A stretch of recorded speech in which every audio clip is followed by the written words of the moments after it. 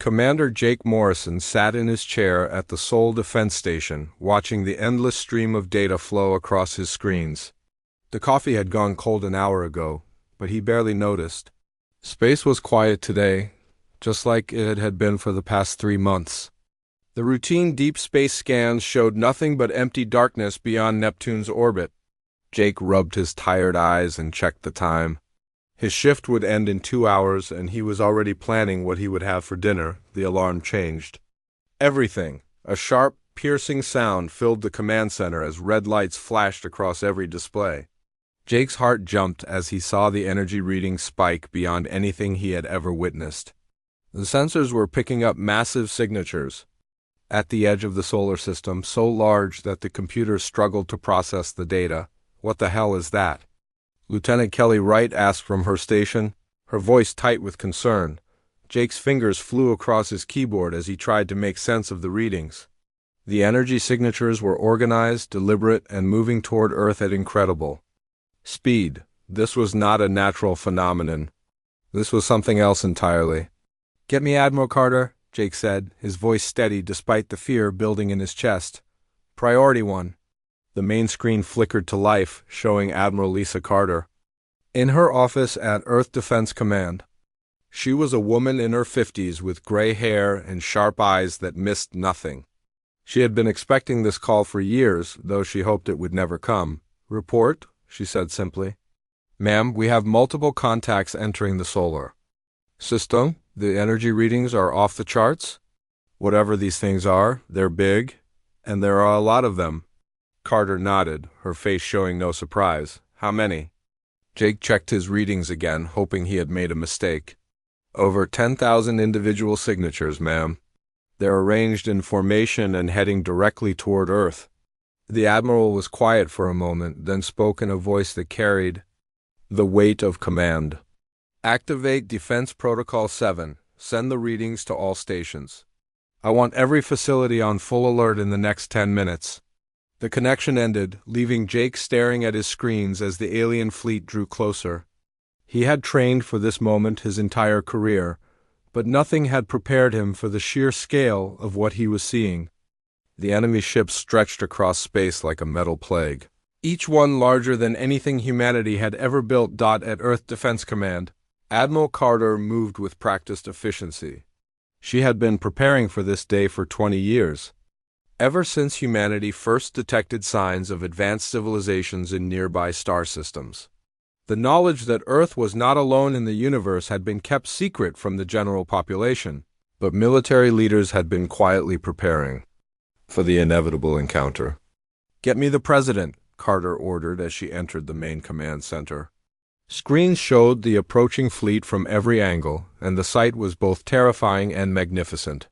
The alien ships were works of art as much as weapons of war, their hulls gleaming with exotic metals and energy fields that bent light around them. President Rachel Stone appeared on the secure communication channel within minutes. She was younger than Carter, with blonde hair and blue eyes that now reflected the gravity of the situation.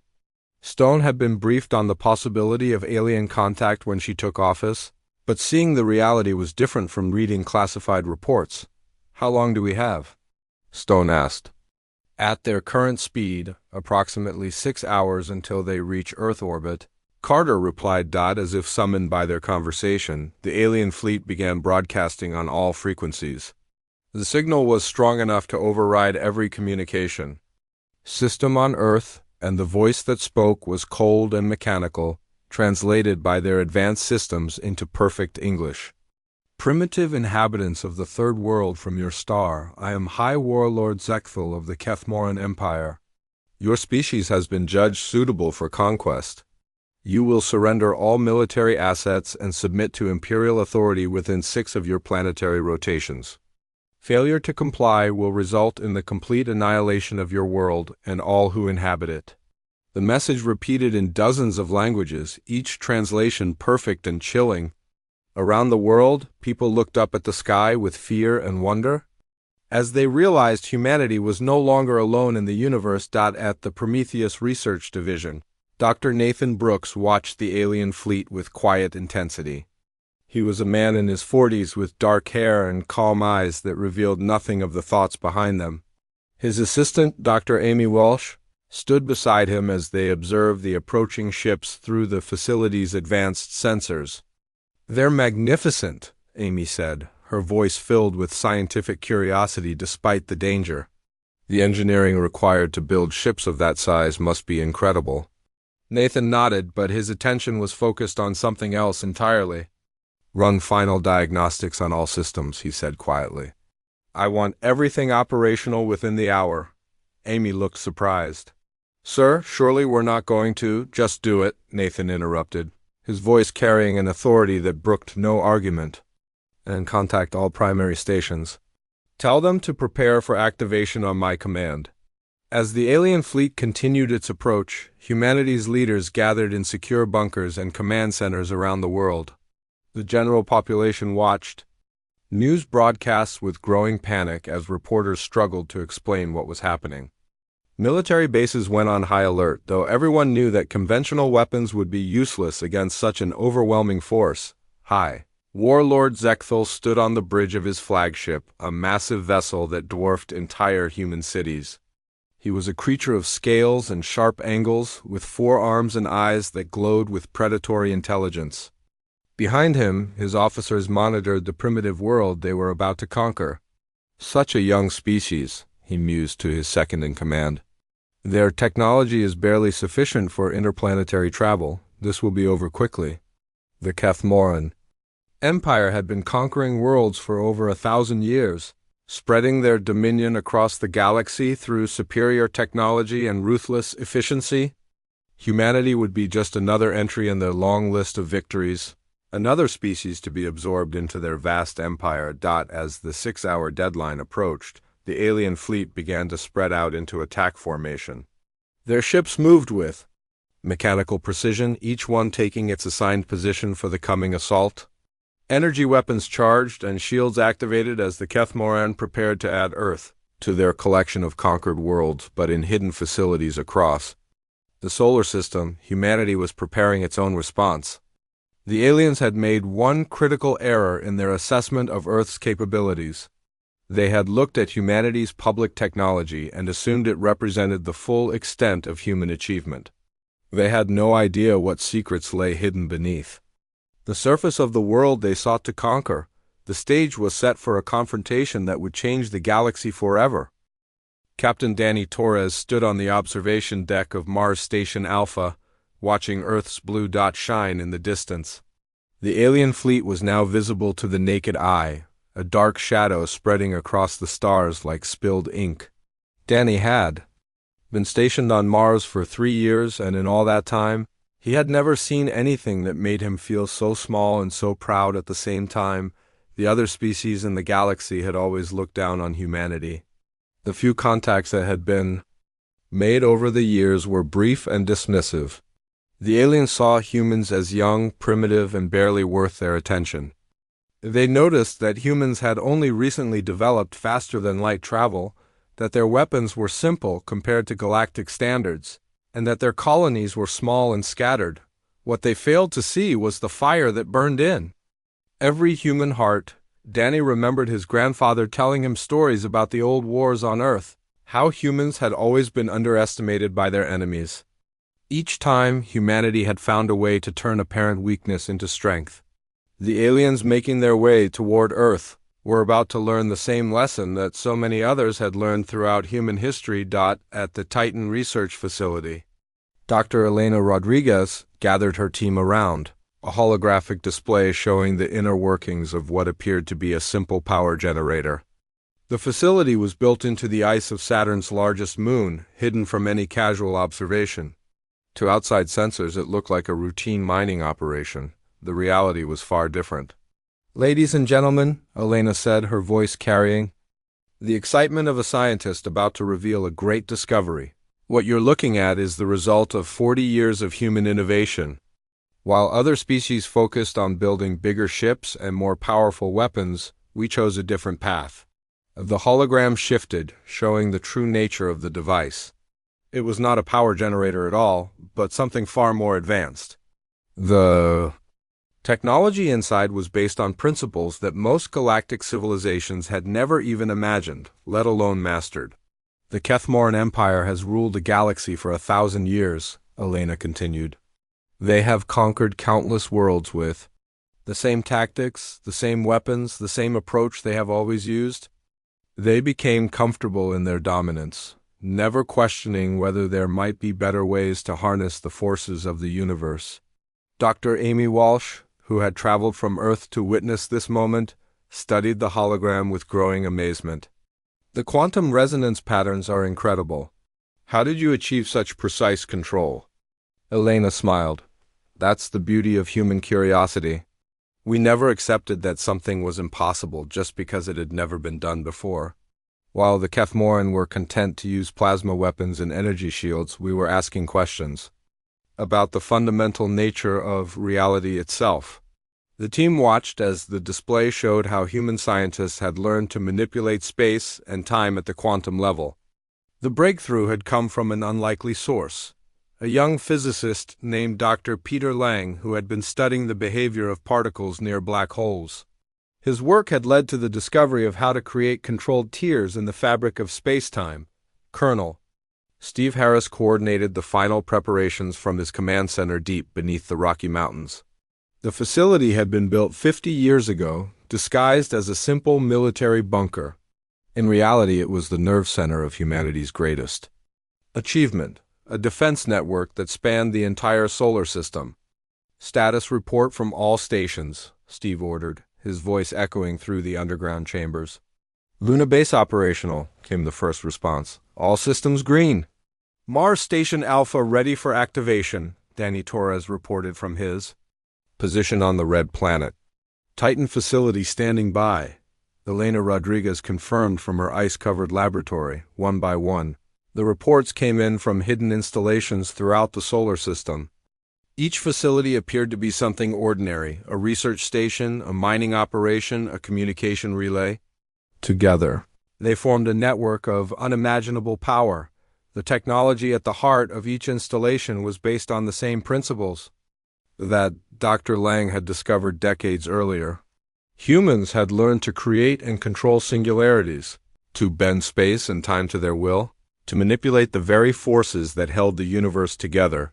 General Patricia Moore reviewed the final calculations in her secure office beneath Washington, D.C. The mathematics were complex, but the concept was simple enough. Instead of trying to match the aliens' firepower, humanity had chosen to make firepower irrelevant. Are you certain this will work? She asked Dr. Brooks, who had joined her for the final briefing. Nathan nodded, his calm demeanor unchanged despite the magnitude of what they were about to attempt. We've run every simulation, tested every component. The system has been operational for 5 years, but we've never had reason to use it at full power. And if it fails? Then humanity will face the same fate as every other species the Kethmoran have conquered. But it won't fail. Human ingenuity has never let us down before. As the alien fleet drew closer to Earth, their sensors began to detect the massive energy signatures emanating from the human installations. The readings confused the Kethmoran scientists, who could not understand what they were seeing. The energy patterns were unlike anything in their vast databases. High Warlord Zekthal studied the reports with growing irritation. These readings make no sense. The humans possess no technology capable of generating such power levels. His chief scientist, a creature with multiple tentacles and compound eyes, examined the data with concern. My lord, the energy signatures are consistent with controlled singularity generation. But such technology should be beyond their capabilities. Impossible, Zekthal declared. They are barely capable of interstellar travel.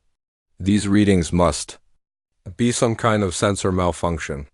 The Kethmoran had built their empire on the assumption that technological advancement followed predictable patterns. Young species developed certain technologies in a specific order, and there were limits to how quickly they could progress. Humanity appeared to fit this pattern perfectly. With one critical exception, humans had never been content to follow the rules that others had established, while the Kethmoran had spent centuries perfecting their existing technologies, making Them slightly more efficient or slightly more powerful, humans had been asking entirely different questions. They had looked at the universe and wondered if there were ways to accomplish their goals that no one had ever tried before. The result was a technological revolution that had been hidden from the galaxy for decades. Humanity had not just caught up to their potential conquerors, they had surpassed them in ways that the aliens could not even comprehend. As the 6-hour deadline approached, the final preparations were complete. Hidden installations across the solar system hummed with power, their exotic technologies ready to demonstrate the true capabilities of human innovation. The Kethmoran Empire, confident in their superiority, had no idea they were about to face an enemy unlike any they had encountered in their 1,000-year history of conquest. The stage was set for humanity to reveal its true nature to the galaxy. High Warlord Zekthal stood at the center of his command bridge, his forearms crossed as he watched the primitive world grow larger on the main display. Earth looked so small and defenseless, a blue marble hanging in the darkness of space.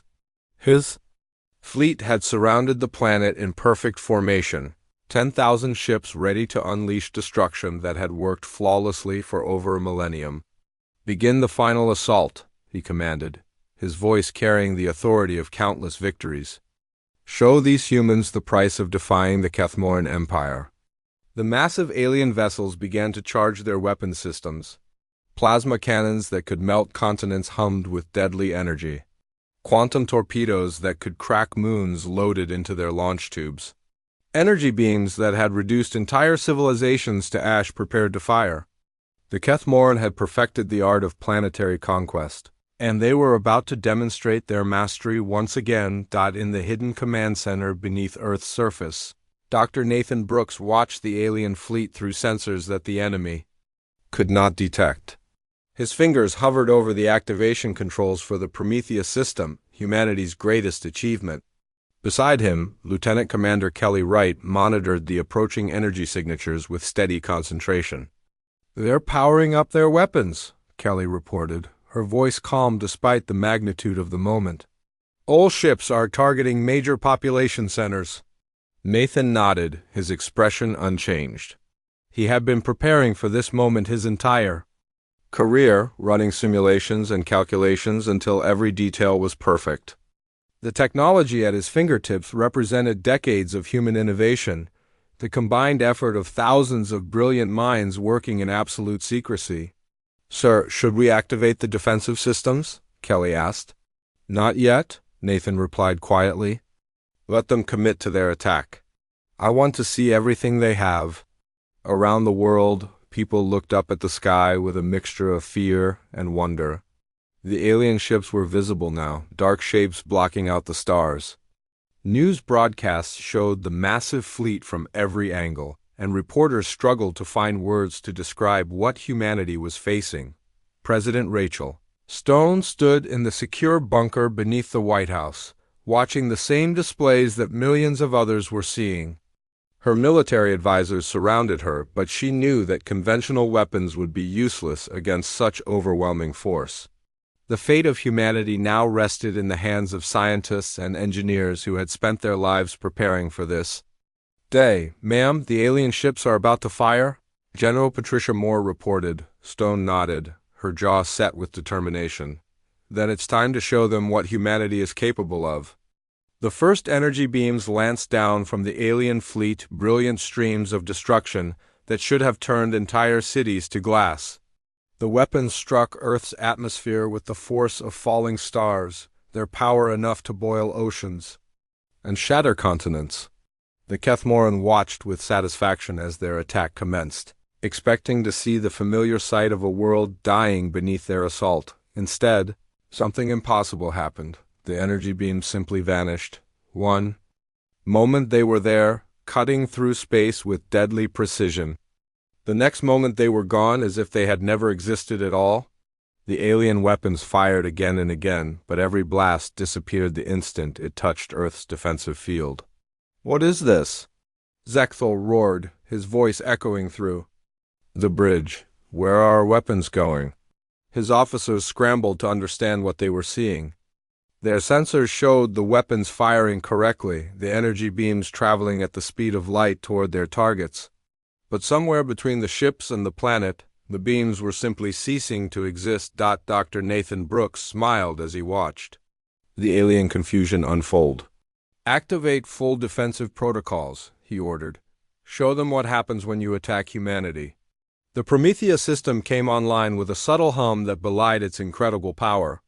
Hidden installations across the solar system began to generate localized distortions in space-time itself.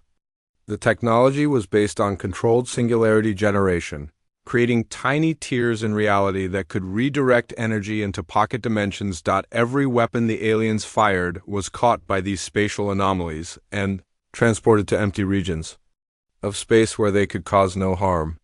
The defensive field surrounded Earth like an invisible shell, making the planet completely invulnerable to any form of attack. Lieutenant Commander Kelly Wright monitored the system's performance with growing excitement. "All defensive nodes are operating at maximum efficiency. The aliens can't touch us." The Kethmoran fleet increased their rate of fire, pouring more energy into their attacks. Plasma cannons that could vaporize asteroids fired continuously. Quantum torpedoes that could destabilize atomic bonds launched by the hundreds. Energy weapons that had never failed to destroy their targets unleashed their full power. Nothing worked. Every attack disappeared into the defensive field, leaving Earth completely unharmed. The alien commanders watched in growing panic as their most powerful weapons proved utterly useless against human technology that should not have existed. "This is impossible," Zechthil's chief scientist reported, his multiple eyes studying the sensor readings with desperate intensity. "They're manipulating space-time itself? No young species should possess such capabilities." Captain Danny Torres watched the battle from his position on Mars, his heart swelling with pride as he saw humanity's true strength revealed. The defensive field was just the beginning. The real demonstration of human power was yet to come. "Sir," his communications officer reported, "we're receiving activation codes from Earth Command." Danny nodded, his fingers moving to the weapon controls that had remained hidden for so long. "Prepare the quantum displacement array. It's time to show these aliens what happens when they threaten humanity." Across the solar system, similar preparations were taking place. The hidden installations that had appeared to be simple research facilities were revealing their true nature. Each one contained weapons technology that made the aliens' plasma cannons look like primitive tools. The Kethmoran fleet, realizing their weapons were useless, began to attempt retreat. But as they turned to flee, they found their escape routes blocked by spatial anomalies that humanity could generate at will. The same technology that protected Earth could also trap enemies in place. "We're trapped," Zechthil's navigation officer reported with growing fear. "They've created some kind of barrier around the entire system."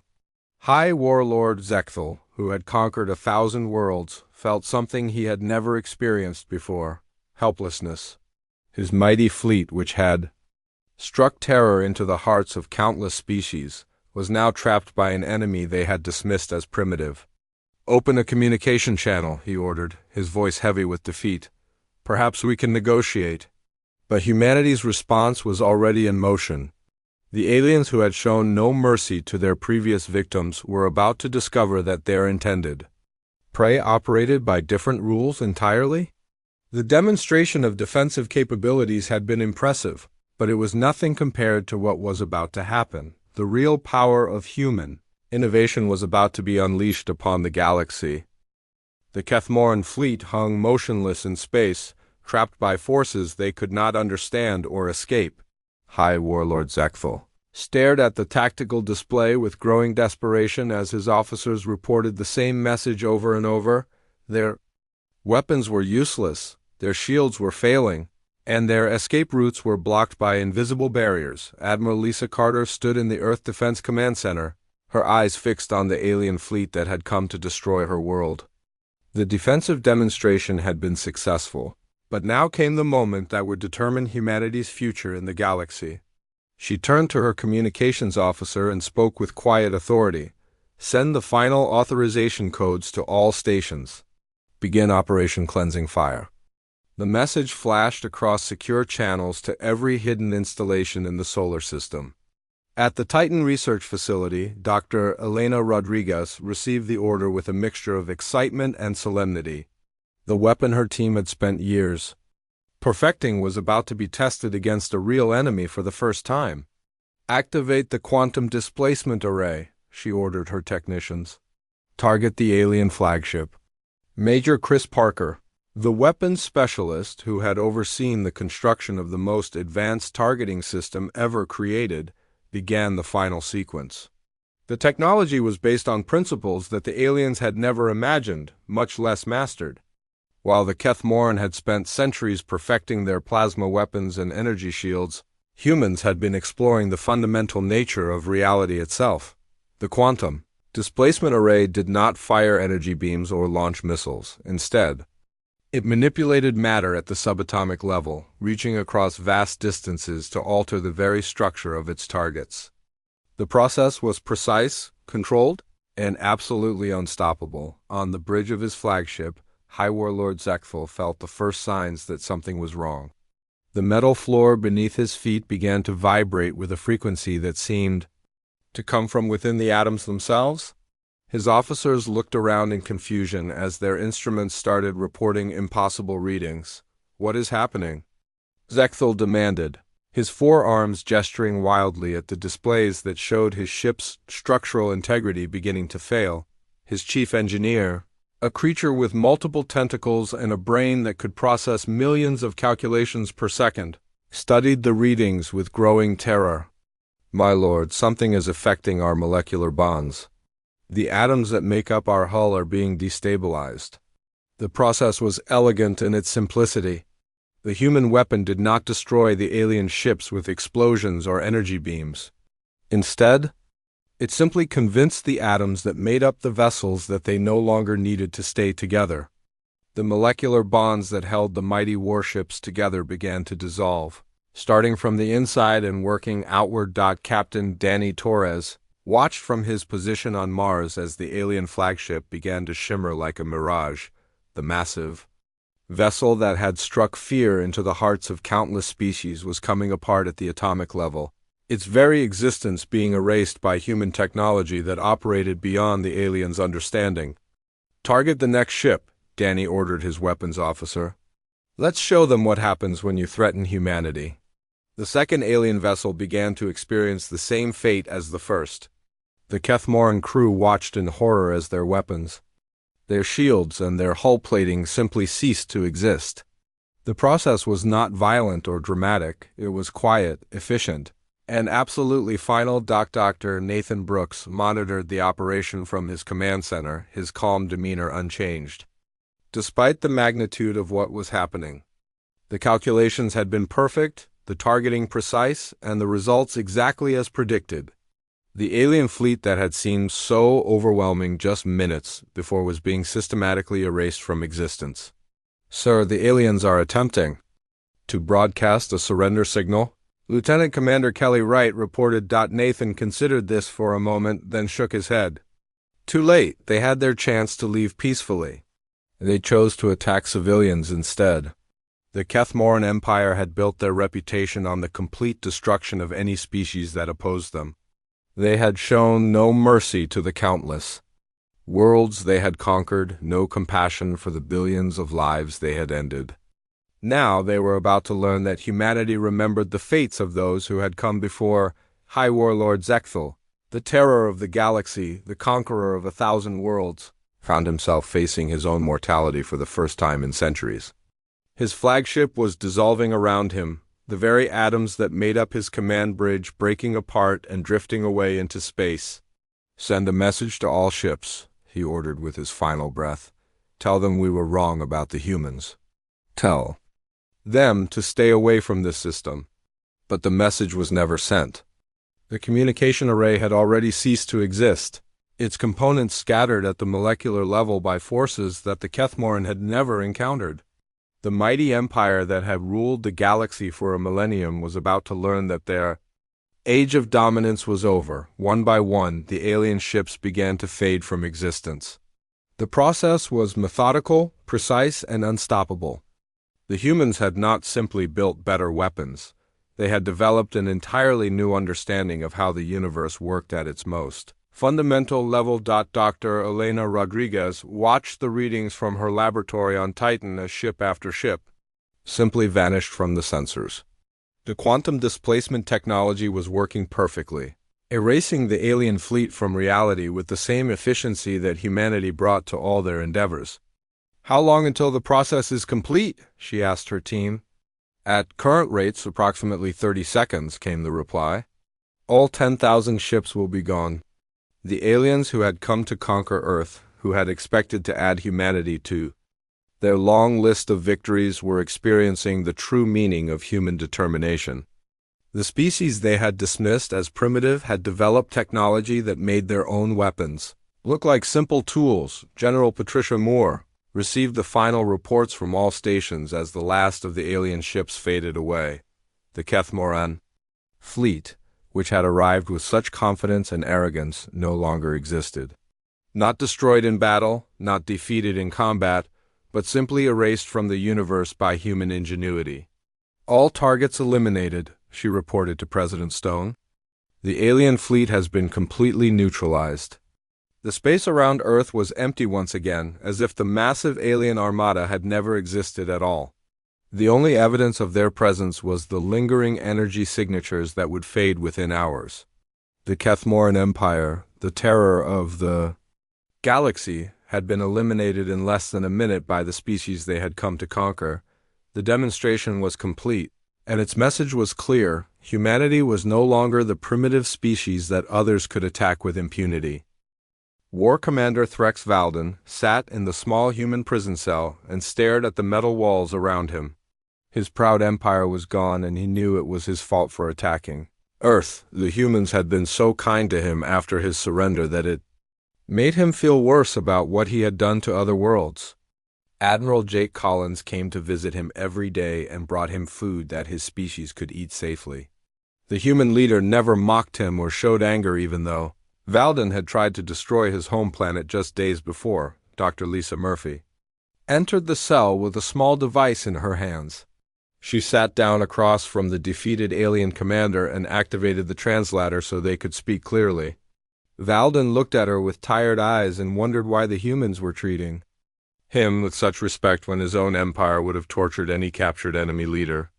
Murphy explained that humanity had learned long ago that cruelty only created more enemies, while kindness could turn foes into allies. She told him that 17 civilizations had already agreed to help humanity rebuild the worlds that the Zephyrian Empire had destroyed over the past century. Captain Ryan Bell received a message from one of the human ships that was helping to evacuate civilians from a former Zephyrian colony world. The people there had been slaves for 30 years, and many of them could barely remember what freedom felt like. Bell watched through the communication screen as human medical teams worked alongside alien doctors to heal the injured and sick. Children who had never seen their homeworlds were crying with joy as they learned they would finally be reunited with family members who had survived in hiding. The captain felt proud of what his species had accomplished, but also sad that it had taken so long to help these suffering people. Navigator Kess Thorne worked at a control station on the human ship Defender and helped coordinate the rescue operations across 12 different star systems. She had volunteered to assist the humans after seeing how they treated prisoners and refugees with dignity and care. Thorne had expected the humans to execute her for her role in the attack on Earth, but instead they offered her a chance to help repair the damage her empire had caused. She discovered that many former Zephyrian officers were working with human forces to locate hidden prison camps and slave facilities that needed to be liberated immediately. President Helen Rodriguez stood before the Galactic Council and addressed representatives from hundreds of different worlds and civilizations. She explained that humanity would no longer hide their true capabilities from the galaxy and that Earth was ready to take responsibility for maintaining peace between the stars. Rodriguez announced that any species that chose to attack innocent worlds would face the same fate as the Zephyrian Empire. However, she also promised that humanity would share their advanced technology with any civilization that committed to protecting the weak and helping those in need. The president told the assembled alien leaders that humanity had been preparing for this moment for over 200 years.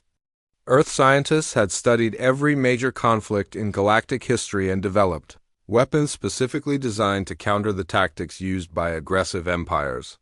Rodriguez revealed that human exploration ships had been secretly mapping the defensive capabilities of every spacefaring species while appearing to be simple trading vessels. The galaxy had unknowingly been under human observation and protection for decades without realizing it. Ambassador Tony Clark met with leaders from the former Zephyrian territories and helped them establish new governments that would serve their people instead of exploiting them. Many of these worlds had not been free for generations, and their inhabitants needed guidance on how to rebuild their societies. Clark worked with local leaders to create fair laws and democratic institutions that would prevent future tyrants from seizing power. He was amazed by how quickly these civilizations adapted to freedom once they were given the chance to govern themselves. Dr. Murphy returned to her laboratory on Earth and began the process of shutting down the quantum disruptor network that had destroyed the Zephyrian fleet so quickly. She hoped that humanity would never need to use such devastating weapons again, but knew that the galaxy still contained other threats that might require military action. Murphy and her team had already begun developing new technologies that could disable enemy ships without killing their crews. The goal was to create weapons that could end conflicts quickly while giving defeated enemies a chance to surrender and reform. Admiral Collins walked through the halls of Earth Defense Command and observed his officers working to coordinate humanitarian missions across the galaxy. The military facilities that had been hidden for centuries were now being converted into coordination centers for peaceful purposes. Collins knew that maintaining galactic peace would be more challenging than winning the war against the Zephyrians, but he was confident that humanity was ready for this responsibility. He had seen how quickly former enemies could become allies when they were treated with respect and given hope for a better future. War Commander Valden was released from his cell and brought to a meeting room where Dr. Murphy and Ambassador Clark were waiting for him. They explained that humanity was offering him a choice between exile to a remote world or the opportunity to help rebuild the civilizations his empire had destroyed. Valden chose to work with the humans and spent the next several months providing intelligence about hidden Zephyrian facilities and military installations. He was surprised to discover that helping former enemies felt more satisfying than conquering them had ever been. The galaxy entered a new era of peace and cooperation under human leadership. Species that had been enemies for centuries began working together on scientific projects and trade agreements. The threat of sudden conquest by aggressive empires was gone, because everyone knew that humanity would respond swiftly to protect innocent worlds. Young aliens who had grown up during the age of constant warfare could finally imagine a future where their children would live in peace and prosperity. Captain Bell received his final mission orders and learned that he would be leading a joint human-alien fleet to explore uncharted regions of the galaxy. The crew of his ship included officers from 12 different species who had volunteered to work together on this peaceful mission.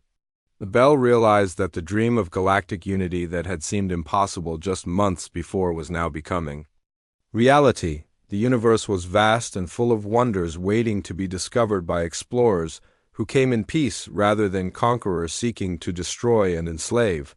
Navigator Thorne stood on the bridge of the Defender and watched as the combined fleet prepared to depart for the unknown regions beyond the galactic rim. She had found redemption by helping humanity create a better future for all species and felt grateful for the second chance she had been given. The stars ahead held infinite possibilities for discovery and growth. The age of empires built on fear and conquest was ending, and a new chapter of hope was beginning for every civilization in the galaxy.